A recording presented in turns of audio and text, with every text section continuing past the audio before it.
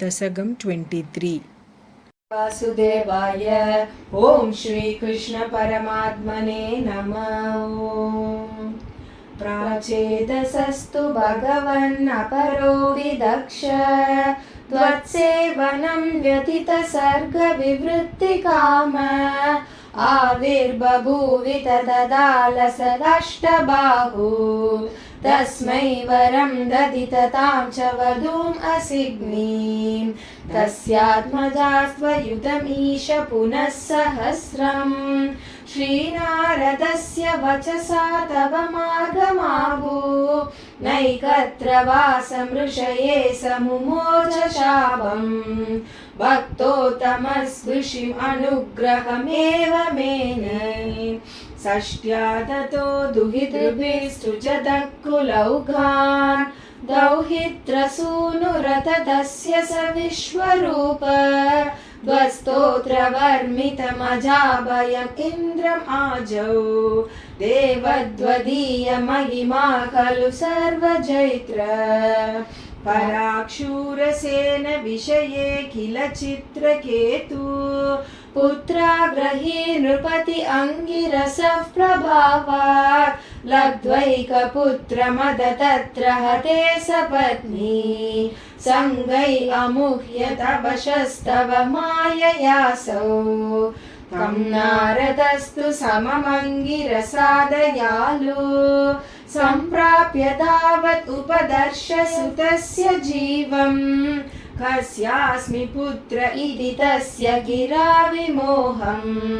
त्यक्त्वा द्वदर्शनविधौ नृपतिं न्ययुङ्क्त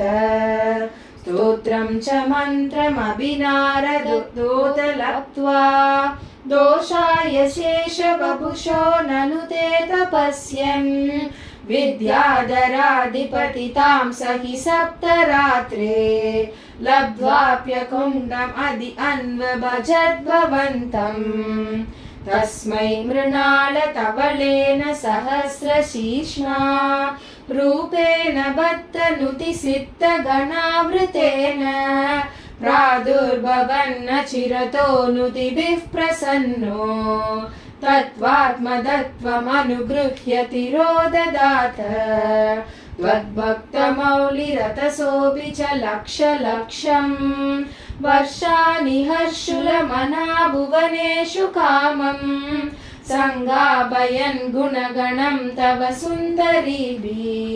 सङ्गातिरेकरहितो ललितं चचार अत्यन्तसङ्गविलयाय भवत्प्रणुन्नो नूनं सरूप्य गिरिमाप्य महत्समाजे